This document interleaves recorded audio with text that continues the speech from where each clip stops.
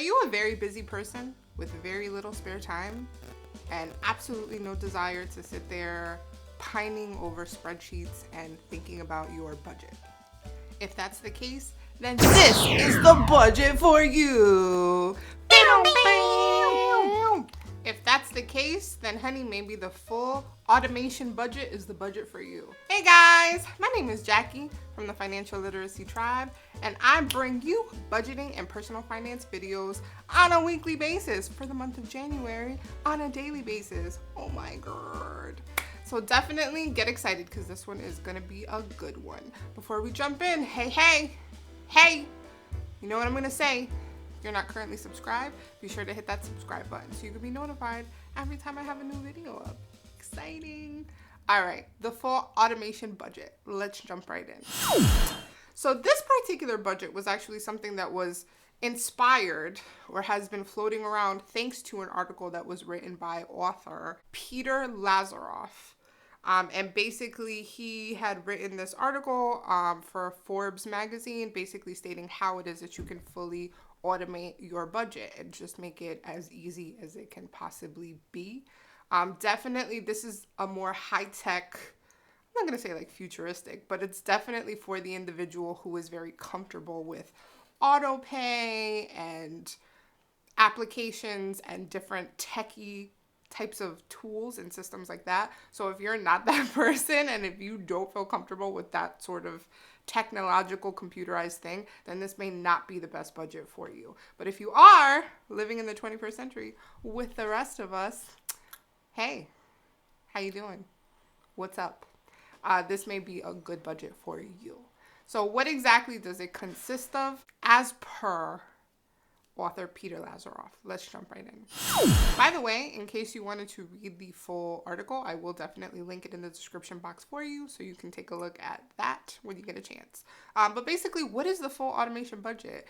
Basically, it just means presetting every aspect of your financial budgeting, personal finance life. You are pre-setting things with apps or what have you with your bank account so that literally everything in terms of your bills getting paid, in terms of money getting moved into the accounts where you need it to go.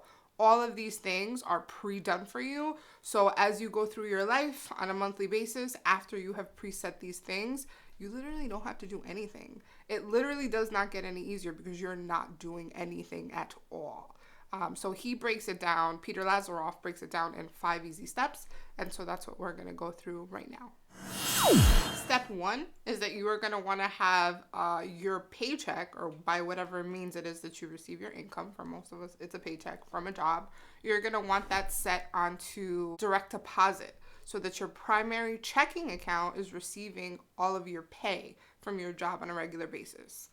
I don't think that's hard for the majority of us who have a job. Most of us already have that, but definitely if you're receiving paper checks from your job, why?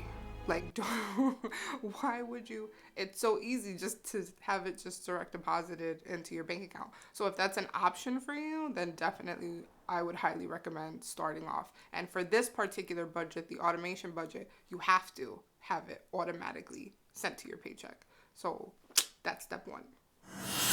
Step 2, you are going to want to set all of your bills, all of them, on Autopay.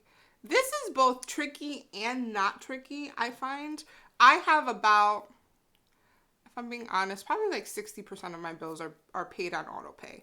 I love it as a feature. It can be very, very convenient because you don't have to worry about, did I pay the bill? Did you get the check? It can be really, really stressful. So setting something on Autopay, for me personally, specifically, something that does not fluctuate in amount, I'm perfectly comfortable with it. If it's something that fluctuates, sometimes that can get a little tricky, right? Because I don't know if the cell phone bill is like normally $100 and this month it's like $500 because ran up all of your data. I don't know how cell phones work, but like maybe your bill is like extravagantly high, then it's like, are you gonna have enough in your bank account to cover it? I don't know, but definitely for the full automation budget, all of your bills, whatever possible, should be set on Autopay. that's part of the full automation budget. Sometimes you have a company that does not offer auto pay, because most of them will offer like, oh, just give us your bank account number. That sounds so sketchy when I say it like that. But basically you put in your bank account number and they just take out the amount on a monthly basis, which is fine. But for the companies that don't offer it, sometimes you can even set in your bank account the option of paying that particular bill. Let's just say, as an example, rent as a perfect example. My landlord doesn't have auto pay. Like, he's not a robot or a company or whatever. He's just a landlord. But I can actually set, if he's willing to give me his bank account number and I talk to him about it in advance, I can actually set so that my bank is sending my monthly rent to him automatically to his bank account on a monthly basis. That's something that I can preset. So even if it's not something that your company offers, you may be able to still do auto pay with your bank. So keep that in mind. But that is step number 2, is setting all of your bills on auto pay. Step number 3 is that maybe you have something that is a financial goal of yours or something that you are working toward, but it's not a bill per se. So for example, maybe you have your retirement account. That's not really a bill, but you can still set the auto pay so that you're putting a portion of your paycheck, whenever it is that you get paid, to your Vanguard account or to your Charles Schwab account or wherever it is that you are currently holding your investments. This also includes, by the way, sinking funds, right? Like, we talk about sinking funds on my channel all the time, which is basically instead of paying for something after the fact by putting a purchase on a credit card, bad word, it's a bad word. But instead of doing that, you can pre-save up for the things that you want, even if it's a pricier item. And you just do that by opening up a separate bank account, or you can do it cash envelope style. That's fine too. But I would open up a separate savings account and I would just go ahead and auto pay, automatically put in, I'm just going to make up a number, $25 a month into my travel fund. That would be the perfect example. So if you have a sinking fund and you're saving up for travel, or you're saving up to buy a new car, or you're saving up to buy a new laptop or a down payment on a house, you can also set your auto pay so that you just have to have a separate bank account for it, right? Like a little savings account that you opened up. Not particularly hard to do. And then you would just basically set it so that a portion of your paycheck is going into that account on a regular basis. And that's how you can automate your savings and your sinking funds as well. Next step is to relax. Literally, you have nothing more to do. You basically have preset everything so that all of your bills, your savings, your retirement, everything is automatically going into the account where it needs to go. So according to Peter Lazaroff, that's it. You did everything that you had to do.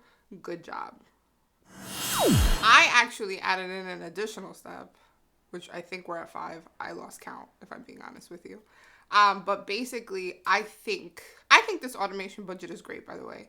If you cared about my opinion at all, I think that it's wonderful, especially if you're the type of person, like I said, who just is very busy, or you are just over it in terms of having to sit there and babysit your finances and look at spreadsheets all day long and tally up how much it is that you're spending at the grocery store.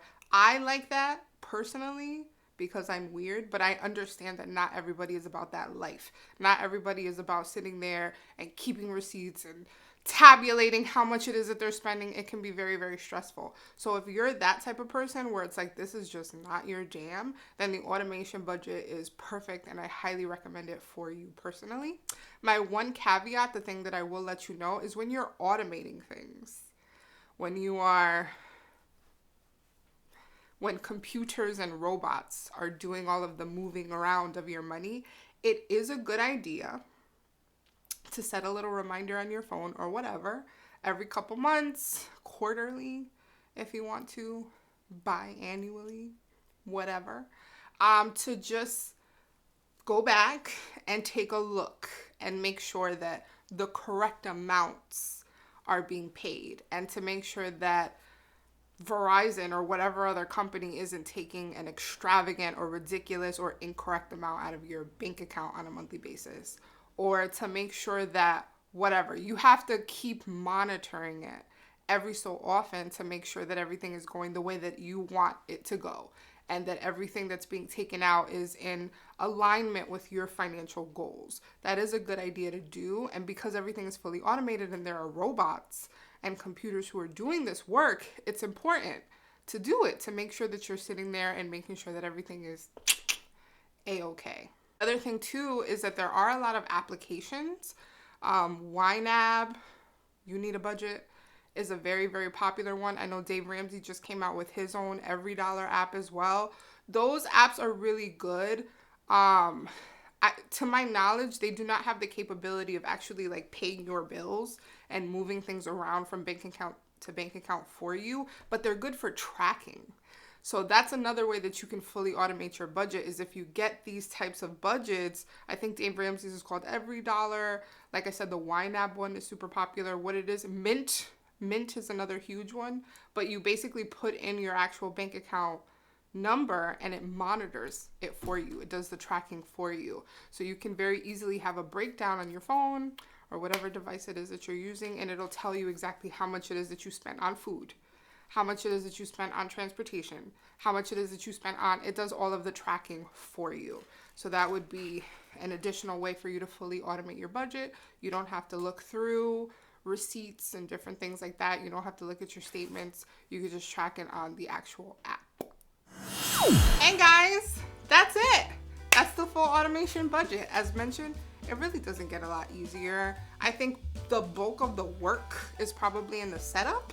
And then even after you set up, like I said, it is important to just check every so often to make sure that the amounts are correct, that the amount that's going into your savings or the amount that's getting paid toward whatever bill is still correct. But other than that, my God, welcome to the future. Welcome to 2021. It just doesn't get easier than that. So you may want to consider the automation budget for sure. If you enjoyed this video, which I hope that you did, be sure to hit that like button. Be sure to subscribe if you're not currently subscribed to my channel. And if you want additional content similar to what we covered today, check out my blog, y'all. It's available at focusedfrugalfab.com.